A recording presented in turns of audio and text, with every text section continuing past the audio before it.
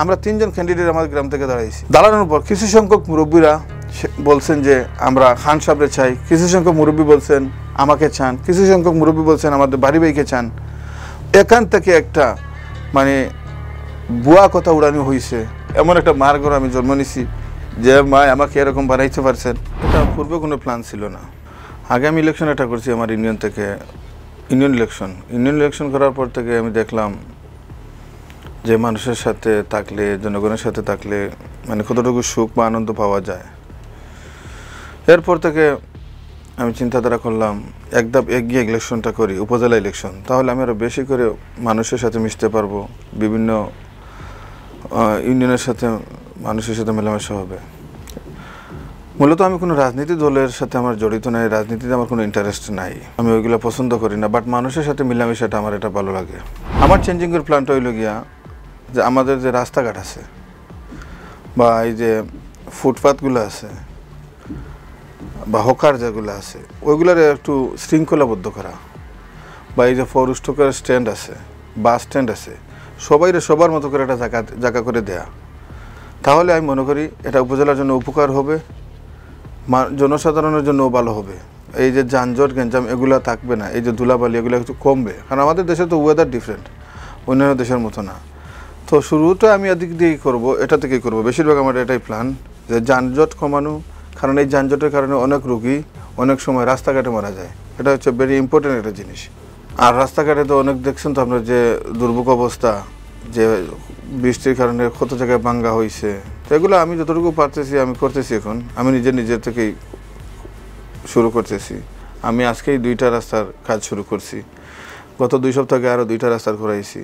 তো যতটুকু সম্ভব নিজে থেকেও করব। আর যদি আমি উপজেলা নির্বাচনে আমি জনগণে আমাকে যদি ভোট দিয়ে জয়যুক্ত করে, তো সেখানে তো আমার অনেক কিছু করার থাকবে। 10টা ইউনিয়ন, একটা পৌরসভা নিয়ে সবাই এখানে যার যেত গ্রাম থেকে যত ঝামেলা হয়, মানুষের অনেক সমস্যা হয়, মারামারি হয়, কারো বিয়ে ভাঙ্গা হয়, স্বামী নির্যাতন, স্ত্রী নির্যাতন, কতগুলো আছে না, এগুলো তো বিচারের জন্য উপজেলার কাছেই আসে, সাধারণত উপজেলা চেয়ারম্যানের কাছে আসে। এগুলো তো ওরা সবসময় বিচার পায় না, অনেকগুলো শোনা যায়। তো এগুলোতে আমি কড়াভাবে আমি একটু কাজ করব। আমার দেখাতে হবে আমি কী রকমের দারিদ্রতায় আছি, সেটা আমাকে ফাইট করতে হবে। আমি যদি ফাইট না করি, এখানে যদি আমি চেয়ার জুড়ে বসে থাকি আর প্রতিদিন যদি আমি আমার ক্ষমতা দেখাইতে থাকি, তাহলে তো আর কাজ হবে না। আর যেগুলো গ্যাপ থাকবে এগুলো তো আমি বারবার সব জায়গায়ও বলি যে আমরা যখন প্রবাসী, আমাদের প্রবাসী সবার সাথে একটা কমিউনিটি আছে, সবার সাথে যোগাযোগ আছে। আমার নিজে থেকে, আমার নিজের ফ্যামিলি থেকে, আমার আত্মীয় স্বজন থেকে বা আমাদের বিভিন্ন জেলার মানুষের সাথে সম্পর্ক আছে, আমরা একটা চাঁদা তুলতে পারি সবসময়, ওইগুলো দিয়ে আমি এক্সট্রা খাবার দিব। যাকে খুশি তাকে ভোট দেন, যার সাথে 9 জন ক্যান্ডিডেট আছে, যার সাথে আপনার চলার ইচ্ছা আছে তার সাথে তাকে সাপোর্ট করেন, কেউ আপনাকে বাধা দিবে না। আর এটা তো দেশের সরকারই তো আপনাদেরকে উন্মুক্ত করে দিছে, যখন দেশের গভর্নমেন্ট এটাকে ওপেন করে দিছে ফ্রি চলার জন্য, ফ্রি মতামত দেওয়ার জন্য। আপনারাই তো এই কিছু সংখ্যক মানুষ যারা আছেন যে মানুষকে প্রেশার দিতেছেন, এখানে আছেন ডেফিনেটলি কিছু গ্রুপ আছেন, দল আছেন, যারাই আছেন যে ওই বাইয়েরা কারা। আর বাইয়েদেরকে বলতেছি, ভাই এগুলা ছাইরা পারলে তবলিগে যান, নইলে হজে যান, নিজের ফ্যামিলির দিকে খেয়াল রাখেন। ওইগুলা তদবির ছাইরা আমি দেখছি ওই ভাইদের অবস্থা। আমরা 3জন ক্যান্ডিডেট আমাদের গ্রাম থেকে দাঁড়াইছি। দাঁড়ানোর পর কিছু সংখ্যক মুরব্বীরা বলছেন যে আমরা খান সাহেবরে চাই, কিছু সংখ্যক মুরব্বী বলছেন আমাকে চান, কিছু সংখ্যক মুরব্বী বলছেন আমাদের বাড়ি ভাইকে চান।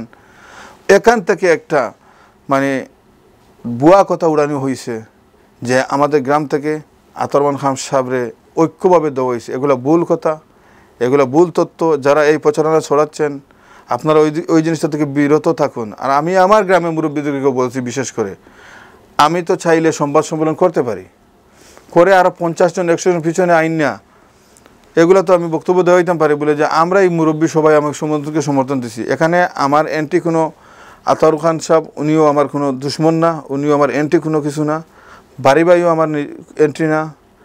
আমার একই গ্রামে আমরা থাকি, আমরা 3জন ক্যান্ডিডেট দাঁড়াইছি। আপনারা এই প্রচারণা থেকে বিরত থাকুন, আমরা 3জনেই খেলবো ইলেকশন। আর আমি তো মন থেকেই চাচ্ছি ওনারা 2জনই ইলেকশন করুক, কেননা আমার গ্রামের মানুষ চুজ করতে পারবে। কারণ এটা আমাদের ভালো পরীক্ষা আমার গ্রামের জন্য, আমার ইউনিয়নের জন্য, বিশেষ করে যে এই 3জনে কী করতে পারবে বাকি 10টা ইউনিয়নের। তিনজনের মধ্যে কে করতে পারে আপনারা চুজ করে দিবেন, সেটা আমাদের জন্য ভালো হয়েছে, উপজেলার জন্য ভালো হয়েছে। তো এগুলো থেকে আপনারা বিরত থাকেন। একটাই আমার সম্পদ পাইছি যে সবাই আমাকে যে বলতেছে যে একজন ভালো মানুষ, আল্লাহর কাছে লাখ লাখ শুক্রিয়া যে আমাকে মানুষ এইভাবে গ্রহণ করে নিছে। আর এটার সাথে আমি আমার জন্মদাত্রী মাতা যে আমাকে জন্ম দিয়েছেন, আমি আল্লাহর কাছে এটাই আমি শুক্রিয়া আদায় করি যে এমন একটা মার ঘরে আমি জন্ম নিছি যে মা আমাকে এরকম বানাইতে পারছেন।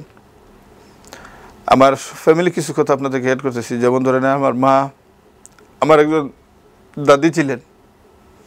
আল্লাহর জন্য এরকম মা, এরকম দাদি, এরকম পিতা সবার করে দেন। আমি আমার ফ্যামিলি নিয়ে, আমার ভাই বোন নিয়ে অনেক সুখে আছি। আল্লাহর কাছে শুক্রিয়া আদায় করতেছি যে সবার ঘরে যেন এরকম একটা সুখ আল্লাহ যেন দেন। ইভেন আজকালকার জীবনে অনেক বড় একটা ঝামেলা মানুষের জীবনের, যে বিবাহ মানুষ করার পর অনেক ঝামেলা হয় ফ্যামিলিতে। আল্লাহর রহমতে আমার যে জীবন পার্টনার, আমার লাইফ সঙ্গী যে আছেন, যে আমার মা বাবা চয়েস করে আমাকে বিয়ে দিয়েছিলেন, আমার মা বাবাকেও আমি ধন্যবাদ জানাই এই বিষয়ে যে এরকম একজন নারীকে আমার জীবনে ওনারা চয়েস করে এনে দেওয়ার জন্য। আমার কপালটা ভালো ভাই, কারণ মানুষের সুখটা শুরু হয় প্রথমে ফ্যামিলি থেকে। আল্লাহর রহমতে এই সুখটা আমার ওয়াইফের কাছ থেকে আমি পাইছি। সে অনেক ভালো, অনেক ভদ্র, আমাকে জীবনে কোনো যন্ত্রণা দেয় না। এরকম আমি চাই সবার ফ্যামিলিতে হোক, যেন ঝামেলা না হয়। এটার কারণটা কি? আমার মা বাবা খুঁজে দিয়েছেন, চয়েস করে। এটা আমার মা বাবাকে ধন্যবাদ দিতেছি। এবং আজকে আমার বাবাও নাই, আমার ওই দাদিও মারা গেছেন, যে দাদি আমার এত প্রিয় ছিলেন, এটা বলেও আপনাদেরকে বোঝাতে পারবো না। অনেক কষ্ট, অনেক দুঃখ। কারণ আমার দাদি হারিয়ে আমি মনে হয়েছে যেন পৃথিবীর সব কিছু হারিয়ে ফেলছি। এরকম দাদি যেন আল্লাহ সবার করে দেন, এরকম মা বাবা সবার করে যেন দেন। উপজেলা চেয়ারম্যান, ইউনিয়ন চেয়ারম্যান, মেম্বার যারা আছেন বা মহিলা মেম্বার যারা আছেন, ওদেরকে কোনোভাবেই সম্মান দেওয়া হয় না। এগুলো সব মিলেই আমরা যেমন ধরো এমপির সাথে একটা সুসম্পর্ক রাখবো। এখন যদি এমপির সাথে যদি আমরা সুসম্পর্ক না রাখি, তাই আমরা কিছুই করার থাকবে না, কিছুই করতে পারবো না। প্রথমত হচ্ছে যে যার জায়গা আছে তাকে তো সে সম্মান দিতে হবে। আমি যদি আমার উপরে যা থাকবে, যে এমপি থাকবে, ওনাকে তো আমি সম্মান দিতেই হবে ডেফিনেটলি। এমপিকে সম্মান দিলেই তো আমি দেশের প্রধানমন্ত্রীকে সম্মান দিচ্ছি। তাহলে দেশের নেত্রীকে যদি আমি সম্মান দিই, বা এমপিকে সম্মান দিই, বা মন্ত্রীকে সম্মান দিই, তাহলে তো আমার উপজেলার জন্য একটা কাজ করাতে পারবো। যে দলেরই হোক না কেন, সেটা আমার জন্য কোনো সমস্যা নাই। সম্মান তো দিতে পারবো যে কোনো মানুষকেই। ভোটারদের কাছে আমার প্রত্যাশা হলো, এখন পর্যন্ত আমি যতটুকু যে আমি শুনতেছি বা জানতেছি, বা সবাই আমাকে বলতেছেন, যা আশ্বাস আমাকে দিতেছেন, আমি ওনাদের কাছে শুক্রিয়া আদায় করি। জয় পরাজয় তো হবেই ইনশাআল্লাহ। যে জনগণের কাছ থেকে যেটা আমরা আভাস পাচ্ছি, যে সবাই বলতেছে যে আমরা জয় হব, আমাকে জয় করবেন ওনারা যে কোনোভাবে ইলেকশনের মধ্যে, বুটের মাধ্যমে। যে বাক্স ব্যালট চিন্তাই করে না, বুটের মাধ্যমে আমাকে ওরা বলছেন জয় করবেন। আর সবার কাছে আমার এটা চাওয়া থাকবে, শেষ মুহূর্তে আমি এটা আপনাদেরকে বলবো যে আপনার বুটটা আপনি চিন্তা করে দিবেন। যদি মনে করেন যে আমি আপনার এই বুটের যোগ্য না, তাহলে যাকে যোগ্য মনে করবেন তাকে দিবেন। তবুও বুটে যাবেন, বুট সেন্টারে যাবেন, আপনার এই মূল্যবান বুটটা নষ্ট করবেন না ঘরে বৈশা।